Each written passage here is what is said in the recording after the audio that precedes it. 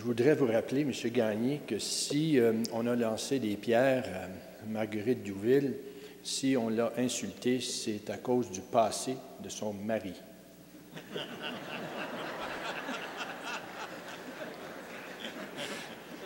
Vous vous rappelez, hein? Alors, je trouvais qu'elle était appropriée.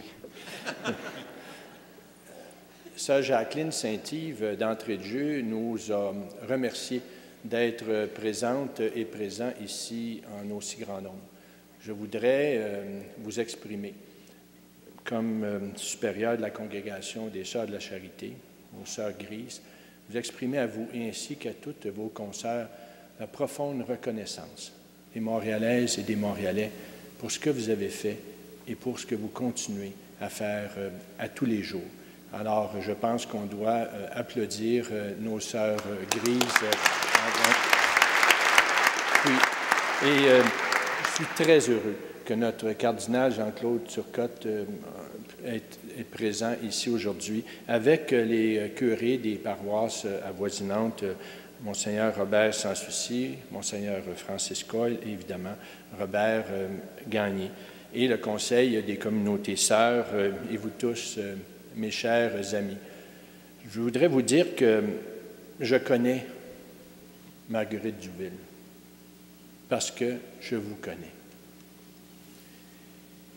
Et aujourd'hui, à Montréal, au courant de l'année, on a vécu des moments pleins d'émotions, notamment avec la canonisation du Saint-Frère André. C'était un moment important.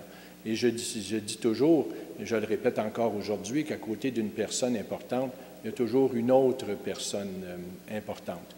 Alors, vous savez que Montréal a été fondé par le sieur Chemédé de Maisonneuve, mais on a oublié qu'à côté de cette personne dite importante, il y avait Jeanne Mance. Alors, je veux vous dire que Sainte Marguerite Douville, c'est une personne très importante qui a façonné et continue de façonner l'avenir de la métropole du Québec. Et la translation des restes, c'est une autre occasion de se rappeler le parcours d'une personne exceptionnelle qui fait partie de notre histoire collective et qui en est une figure emblématique. Et je veux vous dire que vous êtes également des sœurs grises, des personnes exceptionnelles. Votre piété éclairée et votre confiance en Dieu, notre Père, vous a fait passer à l'action. L'héritage de Marguerite Douville, c'est une œuvre humaine qui est inspirée et qui nous a donné une grande institution, une œuvre qui est de plus en plus vivante. En luttant pour survivre, Marguerite Douville a développé une compassion pour soulager les personnes qui souffrent. Avec le soutien des Sulpiciens, que je remercie et qui sont présents ici, avec leur supérieur, M. Jacques Darcy, elle a partagé, comme vous partagez, votre idéal de vie en votre compagnie. Et elle a jeté les bases d'une vie au service des pauvres. Elle a surtout beaucoup aimé. Oh, comment vous aimez! Vous aimez votre communauté, vous aimez vos consoeurs, vous aimez les membres de votre famille. Et lorsque Jean 23, ça a été mentionné, le consacré maire de la charité universelle, il savait, il avait regardé, il avait bien compris que Marguerite Douville, comme vous, c'est une femme de cœur, c'est un modèle de générosité qui a donné tout son sens à la solidarité humaine. Vous êtes des femmes fortes, des femmes courageuses qui avaient affronté de nombreuses difficultés, mais vous avez réalisé ce que vous croyez être juste. Vous avez bâti, vous avez marqué par votre empreinte notre société et vous avez marqué l'histoire de la ville de Montréal. Votre congrégation, les Sœurs de la Charité de Montréal, nos Sœurs grises, vous avez suivi l'exemple de Marguerite Douville. On a eu des témoignages tout à l'heure. Rappelez-vous la Porte du Ciel, qui est devenue l'accueil Bonneau, la Maison Marguerite de Montréal, la maison du partage d'Youville. Et ce qui est encourageant pour ceux et celles qui se rendent dans ces maisons, on voit de plus en plus les parents et les grands-parents qui viennent avec leurs enfants et leurs petits-enfants. Donc, une relève qui est à l'image et surtout à la générosité que vous avez démontrée et que vous continuez à faire régulièrement. As you all know, Marguerite Youville was a model of generosity who gave her all in order to promote human solidarity. She left her mark on our society in the history of our city by creating an institution that is dedicated to the less fortunate. Like all of you, she was a brave woman of enormous strength who was confronted with numerous difficulties in her efforts to achieve justice.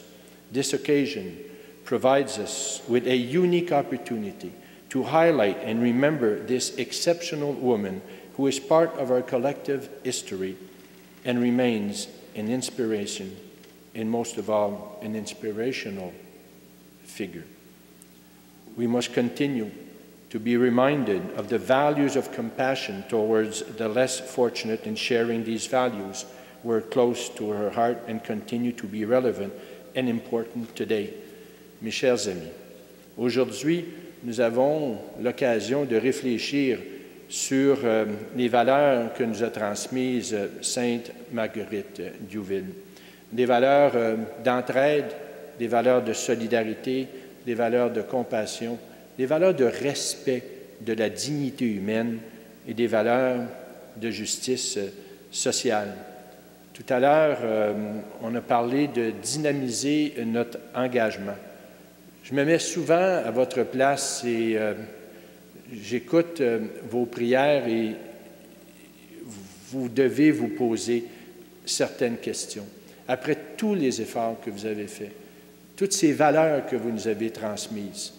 Et si on se rappelle qu'en 1948, les chefs d'État ont signé la Déclaration universelle des droits humains. And when they signed that declaration in 1948, there were three important words: liberty and equality. But we seem today to forget that the most important word is brotherhood and sisterhood, or fraternity, or solidarity. It is the glue that binds and makes possible liberty and equality. Alors voilà la question qu'on doit se poser aujourd'hui comme être humain.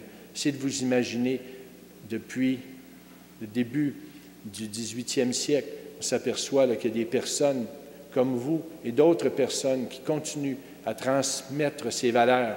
Et ces mêmes chefs d'État, en l'an 2000, ont signé des objectifs du millénaire pour s'assurer qu'on élimine l'extrême pauvreté, ce que vous tentez de faire depuis des décennies, de réduire de 50% le nombre de personnes qui vivent dans des bidonvilles, quand vous parlez d'accueil, quand vous parlez de maisons, l'éducation primaire pour tous, plus d'1 milliard de jeunes, principalement des femmes, des jeunes filles qui n'ont pas accès à l'éducation primaire, et toujours le combat pour l'égalité entre les hommes et les femmes.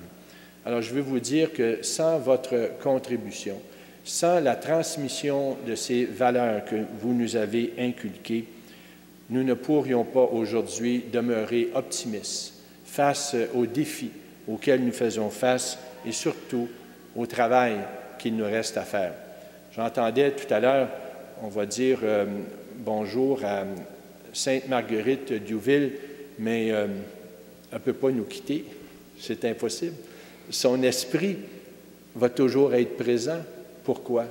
Parce que vous allez toujours être présente parmi nous. Alors, Montréal, c'est une grande ville, c'est une belle ville, mais c'est une ville qui est le reflet de ce que vous nous avez transmis. Alors, toutes ces valeurs, nous vous les devons. Et je veux vous dire, avec mon épouse Suzanne, un gros merci.